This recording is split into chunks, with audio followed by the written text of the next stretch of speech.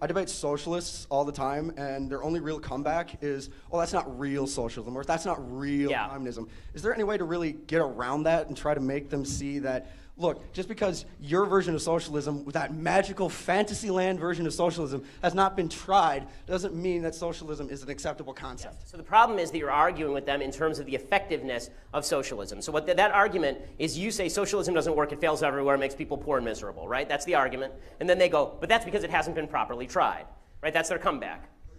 So here is the actual argument that works with socialism. It is immoral to steal from people even if you vote to steal from people. Okay, if there are 3 people in a room, and it's me, and I have $100, and you and your friend are in the room, and you vote to beat me up and take my money, that does not make it morally legitimate for you to beat me up and take my money. One of the great lies that's been told about socialism, and you see this all the time, is people say socialism, beautiful idea in theory, but it doesn't work in practice. No, socialism is a shitty idea in theory, and it's an immoral idea in practice. Okay, Socialism violates at least 3 of the basic 10 commandments for those who still care. It makes government into God. It suggests that you can steal from people if you vote for it. And it says that it is good to be covetous of your neighbor's ass. Right? For Bill Clinton, it has a different meaning. But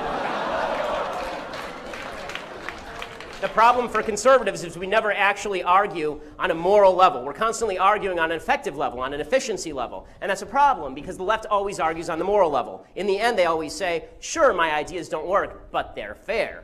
They're fair, right? And so what you have to say, the only way to come back to that from that is to say, no, your ideas are not fair, your ideas are theft. Your ideas are theft. You don't get to steal from other people just because you want their stuff. That's the only way to beat that argument, do it on the moral level. Otherwise, they can always argue, well, it's not perfect, it's not perfect. Okay, there's no way to come back from that because, again, they're operating in unicorn land with gumdrop rainbows and fairy skies. The thing I hate the most from the right is this constant refrain, yeah, socialism, it's a great idea if only it worked. It's not true. It's an unbelievably morally shitty idea. The reason is this. The basic premise of socialism is, I'm here, I'm breathing, give me crap. Right?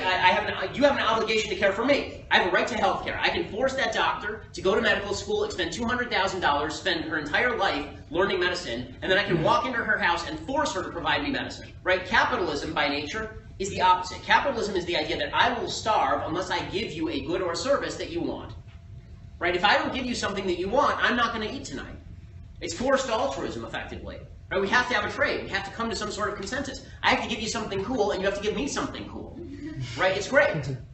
Socialism is rape, and capitalism is consensual sex. The reality of the situation is that the economy grows because people engage in consensual transactions, and people invent new things in order to engage in more of those consensual transactions. That's not an impoverishing thing. The truth is that socialism is the most selfish philosophy on planet Earth because it is based on the essential concept that I am breathing, therefore I deserve. Capitalism is, in essence, forced altruism because if I don't give you something that you want, then I will starve. If I don't give you something that you want, then I will starve because it is based on consent, whereas socialism is based inherently on force. I think as kind of a millennial conservative, constitutional conservative, one of the biggest threats and one of the hardest things to respond to from people on the left is when they talk about the utopia of the Nordic countries, because they are oftentimes armed with a lot of facts in regards to the efficiency of their public programs and things to that effect. So how would you recommend responding to those claims of the utopianism of the Nordic countries? Okay, so the first thing that's important to notice about the Nordic countries is that the Nordic countries are, by and large, extraordinarily ethnically homogenous. So they're not comparable and culturally homogenous as well.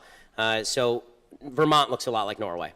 Right? Bernie Sanders' philosophy works in Vermont and it works in Norway, but it only works for a temporary period of time because Vermont doesn't have its own defense budget, and really neither does Norway. Right? We've been paying for the Nordic countries' defense budgets for a long time. Also, it's worthwhile noting that the taxes in these countries are extraordinarily high, and the countries are going bankrupt anyway. So for about a 15-year period, 20-year period, the Nordic countries have been experiencing extraordinarily slow growth, which has led them to actually elect more right-wing governments on economics and deregulate their economies, because it turns out people don't like paying twice the amount that it costs for a normal car.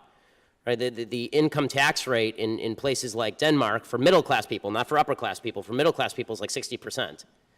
So, it's easy for students to say 60% sounds good, but you all go to Yale, which means that eventually you'll have a job that pays you enough that you'll be paying a high percentage of your income in taxes, and it ain't that much fun. There's a reason that Denmark, all these countries are now turning away from this, and they've been living off the back of America paying for their defense budget for a very long time. So you have the privilege of not having to pay your own defense budget. You also have a group of what can best be described as upper education people who have grown up in Western countries with a particular set of values, and socialism, at least in the Nordic way, not full government ownership of resources, but high redistribution of income, that is capable of lasting for a certain period of time, but even there it collapses. Right? The lack of my $100,000 salary, that's because society is mean, and so we have to transform the society. And that's why young people, again, 40% back speech codes in American life. This is why I think the last poll was nearing or over 40% of young people are okay with socialism, like the actual socialism, because they don't know anything. They've been taught stupidity, and how they feel is all that matters. I mean, there's a video that's going around the internet getting all sorts of play about income inequality. Income inequality is the stupidest issue. Income inequality means nothing. Right? I mean, I have a lot of income inequality with Bill Gates, but I'm doing pretty well, and I don't care that Bill Gates is doing really well. The only thing we should all care about is that there are poor people. We should figure out how poor people can do better, not how to make Bill Gates less rich. But this video is going around and saying, here's a poll of what Americans think the wealth distribution should look like, and here is what the wealth distribution actually looks like. And I watched this video in bewilderment, and young people love it. And I watched this video in bewilderment saying, who told you that you get to tell the universe how wealth is distributed? Right? Who told you that you have a moral say as to how wealth is distributed? It's immoral, it's evil, it's wrong. You're going to have to steal people's labor from them. But people are not told this, and so they think that their own subjective vision of what reality should look like should govern what reality actually looks like, and it's only later, after 80 years of communist failure, that they realize, oh, and hundreds of millions of people dead, that they realize, oh, that was a bad